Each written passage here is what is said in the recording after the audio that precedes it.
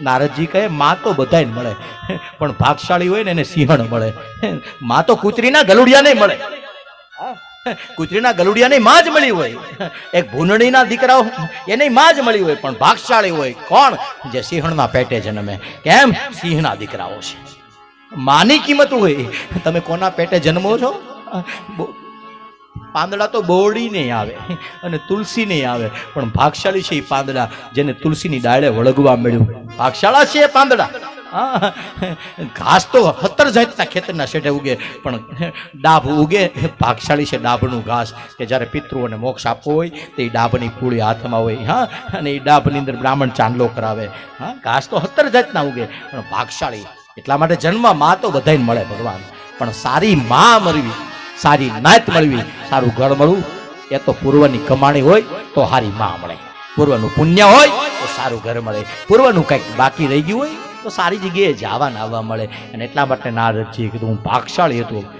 માં હારી મળી એમ નહીં, મારી માં દાળે કરતી હતી. હા, મારી માની ઘરે જાહો જલાલી નહોતી, મારી ઘરે ખાવાના વાંધા હતા, પણ જેની ઘરે માંગતા હતા ને એનું ઘર તીર્થ જેટલું પવિત્ર હતું. અને એટલે મારી માં પ્રસાદ લઈને આવતી હતી, અને એ પ્રસાદ જ્યાં હું પેટમાં 2 કોળિયા મારા જાય, મારા પૂર્વના કરેલા બધા સંચિત પાપ હતા એ પાપ બળી રાખ થઈ ગયા. મારી માં લાકડા વીણવા ગઈ. નારદજી કહે મારી માને સર્પદંશ થયો અને મારી માં મૃત્યુ પામી. દુનિયાના દીકરાના વ્યવહારે દીકરાને માં મરે એટલે દુઃખ થાય. ભગવાન એને માં મરે ત્યારે દુઃખ થવું જોઈએ. હા, કારણ કે માં અને બાપ આ જગતની અંદર એવો છાંયો છે એ વારા ઘડીએ મળતો નથી. અને એટલા માટે જ્યારે 100 વર્ષના બેઠા હોય તો એ બેઠું હોય ત્યાં સુધી એનો આનંદ છે. ભગવાન માં ને બાપ ઈશ્વર આપ્યો. કેદાન કહે છે તારી યાદ આવે એ મારે પાપણ પાણી પડાવે, મને જન્મની રે દેનારી માં, મને તારી યાદ આવે, તારી યાદ આવે, પાપણ પાણી પડાવે, જો મારી જન્મની દેનારી માં, મને તારી યાદ આવે.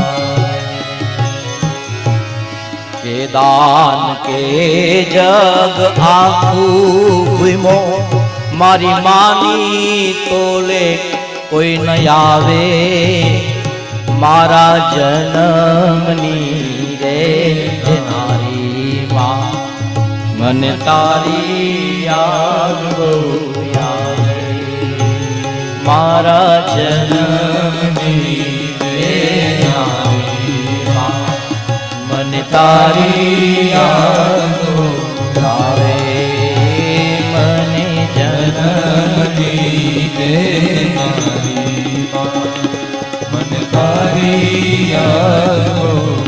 યાદ આવી છે. ભગવાન દ્વારિકાધીશ, મેં તમને ગઈકાલે કીધું કે કૃષ્ણ એના જીવનની અંદર હંમેશા આનંદમાં રહે છે.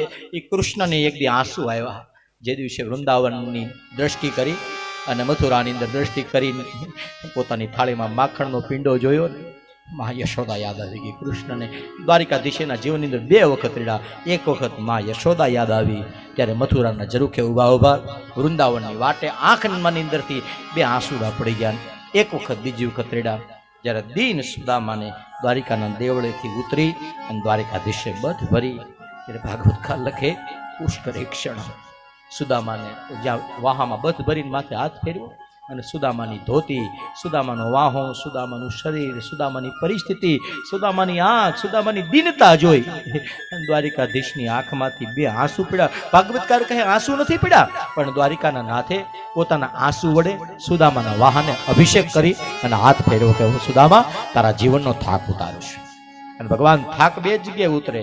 એક ભગવાનના ચરણની અંદર જાઓ ત્યાં થાક ઉતરે, અને એક થાક જ્યારે માના ખોળામાં હોઈ જાઓ ત્યારે ઉતરે. દુનિયાનો તાવ ટીકડીથી ન ઉતરે.